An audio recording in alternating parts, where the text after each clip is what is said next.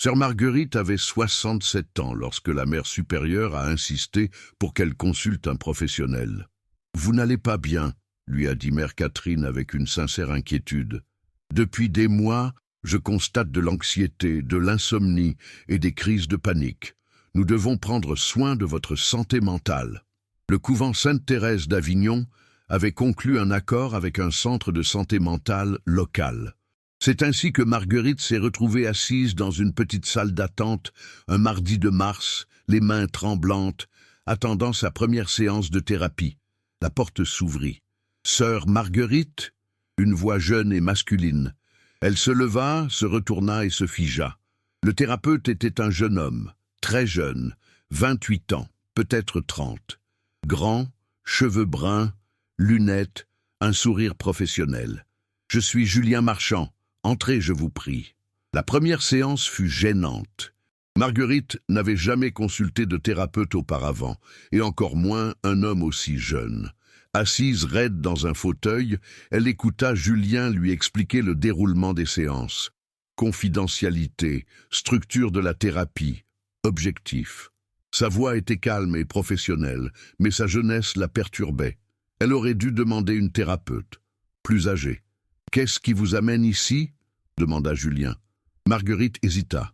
Comment expliquer 49 ans de vie religieuse, une vocation remise en question, une angoisse grandissante face à des choix faits des décennies auparavant? Elle répondit simplement « L'angoisse. Je ne dors pas. Je cogite sans cesse. » Julien posa des questions douces. Depuis combien de temps souffrait-elle d'anxiété? Quels étaient les éléments déclencheurs? Avait-elle des antécédents psychiatriques? Marguerite répondit brièvement, sur la défensive. Au bout de 50 minutes, Julien dit « Je sais qu'il est difficile de se confier, surtout lors de la première séance. Mais ici, vous êtes en sécurité. Tout ce que vous direz ici restera ici. » La deuxième séance, la semaine suivante, se déroula un peu mieux. Marguerite se détendit légèrement. Julien ne la jugea pas. Il ne la pressa pas. Il se contenta d'écouter. Il l'amena à parler de son quotidien, de son travail au couvent, de ses relations avec les autres religieuses. Marguerite fut surprise de se confier bien plus qu'elle ne l'avait prévu. À la troisième séance, quelque chose changea. Julien l'interrogea sur sa vie avant le couvent. Marguerite en parlait rarement, mais sous son regard bienveillant, les mots lui échappèrent. « J'y suis entrée à 18 ans. J'ai fui un mariage arrangé avec un homme violent. Le couvent a été un refuge. » Un silence. Ce n'était jamais une vocation. C'était une fuite. Julien ne manifesta ni choc ni jugement. Il se contenta d'acquiescer. « Vous avez passé 49 ans à vivre une vie dictée par la peur et non par le désir. Qu'en pensez-vous » Une question simple, mais dévastatrice. Marguerite sentit les larmes lui monter aux yeux. « Gâchée. Ma vie a été gâchée. » Les séances devinrent hebdomadaires, puis bi-hebdomadaires. Marguerite commençait à attendre avec impatience les mardis et jeudis, non seulement pour la thérapie, mais aussi pour revoir Julien. L'idée de se faire admettre la troublait. Pourquoi attendait-elle? C'était un thérapeute, un professionnel, 40 ans son cadet. Rien d'autre ne devait compter chez lui, si ce n'est son statut professionnel. Mais cela comptait. La façon dont il l'écoutait, la façon dont il la voyait vraiment, non pas comme une vieille nonne, mais comme une personne avec un passé, des souffrances, des rêves inassouvis. Pour la première fois depuis des décennies, quelqu'un s'intéressait à Marguerite la personne, et non à Marguerite la religieuse. En juin, lors d'une séance particulièrement émouvante, Marguerite a confié quelque chose qu'elle n'avait jamais dit à voix haute auparavant. Parfois, je pense à partir, quitter l'ordre. À 67 ans, cela paraît ridicule. Trop tard, mais j'y pense quand même. Julien se pencha légèrement en avant. Pourquoi est-il trop tard, Marguerite? J'ai 67 ans, 50 ans passés au couvent. Qui suis-je en dehors de cela? Comment vivrai-je? C'est terrifiant, Julien. La peur est légitime, mais la peur n'est pas synonyme d'impossibilité. Si vous pouviez vivre sans peur, que choisiriez-vous? La question la taraudait. La semaine suivante, elle revint avec une réponse. Je choisirais la liberté. vivre une vie que je n'ai jamais vécue, mais j'ai aussi peur de le regretter, de me rendre compte que je suis parti trop tard et que j'ai gaspillé le peu de temps qu'il me reste. Julien, on regrette autant par l'action que par l'inaction.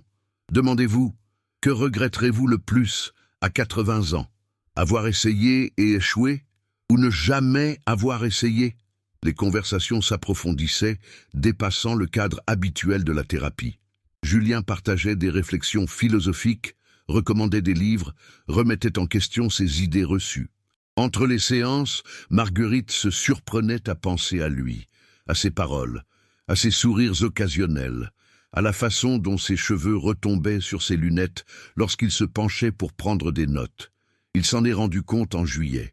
Il éprouvait des sentiments amoureux pour une thérapeute. 40 ans sa cadette, c'était absurde, contre-productif, impossible. Il a essayé de l'ignorer, mais ses sentiments ont grandi. Au cours d'une séance, Julien remarqua son air distrait. « Tu sembles préoccupé aujourd'hui, plus que d'habitude. » Marguerite réfléchit un instant. Finalement, « Puis-je te poser une question personnelle ?» Il hésita. « Cela dépend de la question. » Elle. « Es-tu marié? As-tu une petite amie ?» Son expression trahit sa surprise. « Est-ce que cela a un rapport avec ta thérapie ?» D'un ton doux, mais professionnel. Marguerite eut honte. « Je suis désolé, ce n'était pas approprié. » Julien, inutile de vous excuser. Mais essayons de comprendre pourquoi vous avez posé cette question. Qu'est-ce qui a éveillé votre curiosité? Un piège thérapeutique. Elle ne pouvait pas répondre honnêtement. La tension monta lors des séances suivantes. Marguerite était attentive à chaque mot, à chaque regard.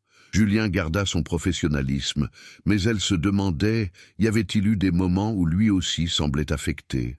En août, Marguerite décida d'arrêter la thérapie. C'était le seul moyen de se libérer de ses émotions. Elle l'annonça à Julien. Il parut surpris. « Pourquoi? On progresse. » Elle. « J'ai besoin d'une pause, pour faire le point. » Il accepta, mais ajouta « Si tu changes d'avis, je suis là. » 1 mois sans thérapie fut difficile. Marguerite regrettait les séances. Elle comprit que ce n'était pas seulement une question de relation amoureuse avec Julien. Il s'agissait d'avoir quelqu'un qui la comprenne pleinement. Elle décida de reprendre les séances, mais en se fixant des limites claires. Septembre. La première séance de reprise fut étrange. Julien lui demanda pourquoi elle avait interrompu sa thérapie. Marguerite lui dit une vérité partielle. « Je confondais le soutien thérapeutique et mes sentiments personnels. J'avais besoin de prendre du recul pour y voir plus clair. » Julien acquiesça. Le transfert est fréquent en thérapie. Les patients projettent leurs sentiments sur le thérapeute. Cela fait partie du processus. Mais réduire ses sentiments à un simple transfert irritait Marguerite. Comme s'il n'était pas réel. Comme si elle était incapable de distinguer le soutien professionnel d'une attirance véritable. Elle demanda « Et si ce n'était pas qu'un transfert? Et si ce sont de vrais sentiments ?» Julien resta silencieux. « Alors il faut parler des limites professionnelles. Une relation thérapeute-patient est contraire à l'éthique. C'est inadmissible. » Marguerite, « Je ne cherche pas à créer une relation. Je dis simplement que mes sentiments sont réels. Je sais qu'ils sont impossibles à concrétiser, mais ils sont bien réels. » Julien, « J'apprécie votre franchise, mais cela nous met dans une situation délicate. Je devrais peut-être vous confier à un collègue. »« Non !» répondit Marguerite rapidement. « Je ne veux pas d'un autre thérapeute. J'ai besoin de poursuivre notre travail. Je peux gérer mes émotions. Je voulais juste que vous sachiez qu'elles existent. » Julien y réfléchit. « Es-tu sûr de pouvoir continuer professionnellement ?» Elle. « Oui, un mensonge, mais nécessaire. » Les séances se poursuivirent, mais l'atmosphère changea. Julien pesait davantage ses mots. Marguerite était plus réservée. Le travail thérapeutique en souffrit. Ils le ressentaient tous deux, mais aucun ne savait comment y remédier. Octobre. Au cours de la séance, Julien a finalement déclaré « On ne peut pas continuer comme ça. Il y a un problème évident, tes sentiments exprimés, mon malaise face à ses limites. Il nous faut une solution. » Marguerite, que proposes-tu? Lui, Une honnêteté totale. Je vais faire une exception. Tes sentiments ne sont pas à sens unique. Marguerite se figea. Quoi, Julien? J'ai éprouvé des sentiments, moi aussi. Je n'aurais pas dû. Ce n'est pas éthique, mais c'est arrivé. Ta façon de penser, ta résilience, ton courage de remettre en question toute ta vie, c'est extraordinaire. Et tu es, quel que soit ton âge, fascinante. Un silence absolu. Marguerite insiste. Mais vous avez dit impossible. Julien répond. Oui. Tant que vous êtes ma patiente, nous ne pouvons rien faire. Ce serait contraire à la déontologie. Je perdrais mon droit d'exercer. Et ce serait abuser de votre vulnérabilité. Elle demande, alors, que faire? Julien, vous pouvez consulter un autre thérapeute. Je peux vous orienter. Après une période raisonnable, 6 mois minimum, nous pourrions explorer la possibilité d'une relation authentique entre nous, en dehors du cadre thérapeutique. Marguerite a porté plainte. 6 mois, nouveau thérapeute, incertitude quant à la pérennité de ses sentiments après la transition. Mais c'était la seule option éthique. D'accord, a-t-elle dit. J'accepte la recommandation. Julien l'a orienté vers une collègue, une thérapeute d'une 50aine d'années. La dernière séance avec Julien fut douce amère.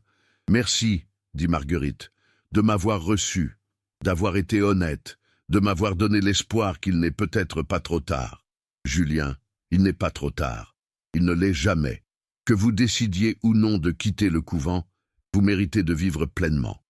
Les 6 mois suivants, passés avec sa nouvelle thérapeute, furent fructueux. Marguerite réfléchit à sa vocation et décida de demander une dispense. À 68 ans, elle quitta le couvent. 49 ans plus tard, elle ne quittait plus les ordres religieux. Elle a contacté Julien après les 6 mois obligatoires. Ils se sont revus prendre un café, non plus comme thérapeute et patiente, mais comme personne. Les conversations étaient différentes, plus légères. Mais le lien persistait. Ils ont commencé à se fréquenter avec prudence. La différence d'âge était un obstacle. 40 ans les séparaient. Mais tous deux étaient adultes et avaient fait un choix conscient. Des années plus tard, à 69 et 29 ans, ils étaient toujours ensemble. Leur relation n'était pas parfaite mais authentique.